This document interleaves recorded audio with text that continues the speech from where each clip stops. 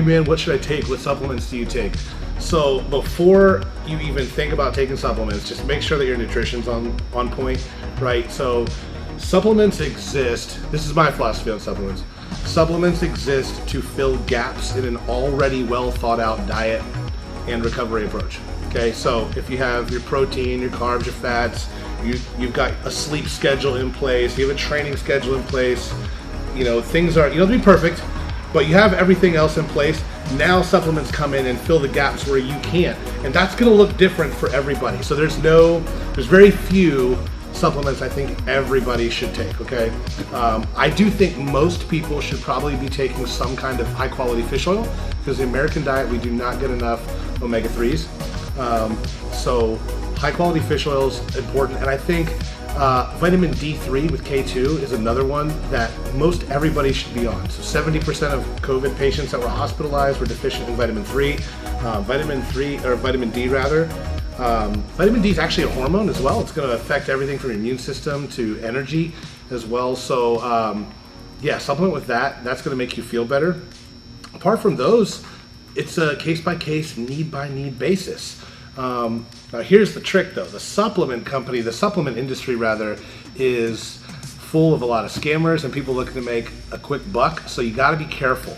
So a couple things that I like to look for when I'm looking at supplements and reading the back of the label. One, if it says the words proprietary blend, run away, because that means they're not telling you what's in it, okay?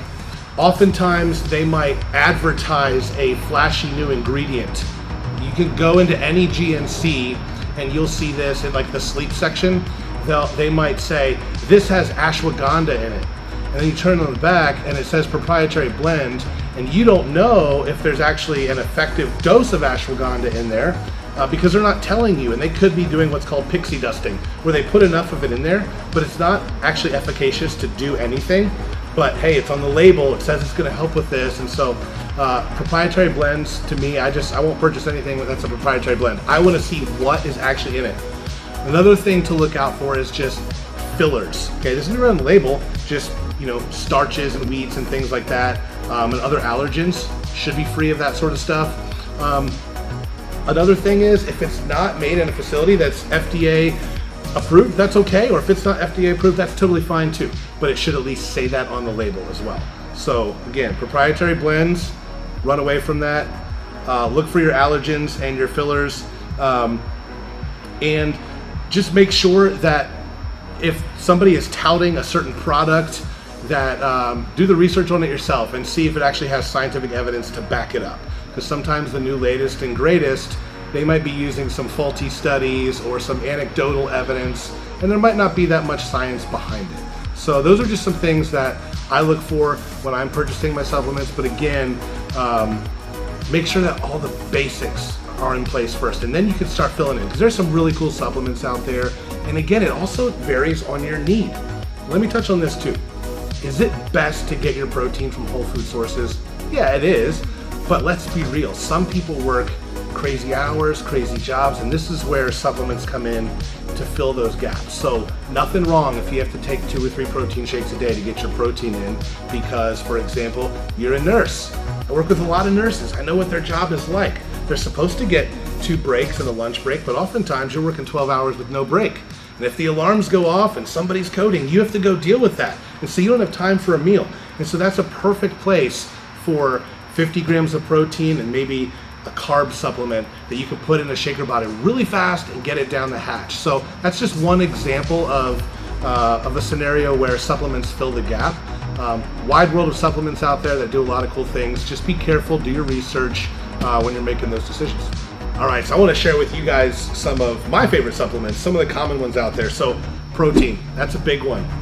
Another one would be carbohydrate supplements. If you are, you need to increase those carbs, it's hard to eat all that food. Sometimes getting a high quality carb like cyclic dextrin, something like EFX's, what's that stuff called?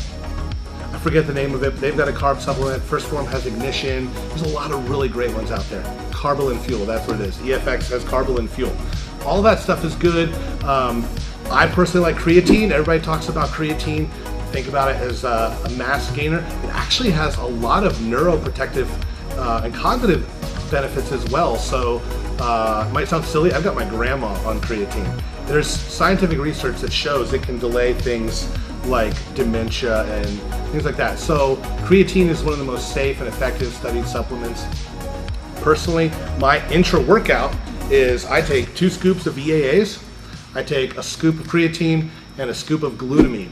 The glutamine is awesome for enhancing recovery. It's also really gut protective as well. So if you're in a phase where you're trying to eat a lot of food to gain a lot of mass, that could be stress on the digestion. So glutamine is something that's nice to add in there as well to just kind of help your stomach. And then there's also, you know, other things that you could add. If you're looking to support liver health, I'm a big fan of Tunica. If you want to increase your high density lipoprotein, right? Working on cholesterol, citrus bergamote's a good one. If you've got sleep issues, depending what your sleep issues are, but you could add things like magnesium 3 and 8.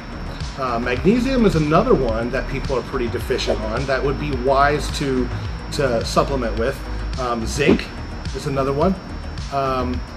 I'll do a special one for you ladies here. If you are on any type of birth control, a lot of times magnesium gets depleted, selenium gets depleted, calcium gets depleted. So those are some big ones that I would add in, again, along with the vitamin D as well. If you go into GNC or any supplement store, it can be overwhelming. There's a lot of cool stuff out there. Like I said earlier, just do your research when you're looking at these things. And if you don't know what to do, you can send me a message. I can help you out. This is where coaches come into play as well and help kind of guide you as to what you need to support your life.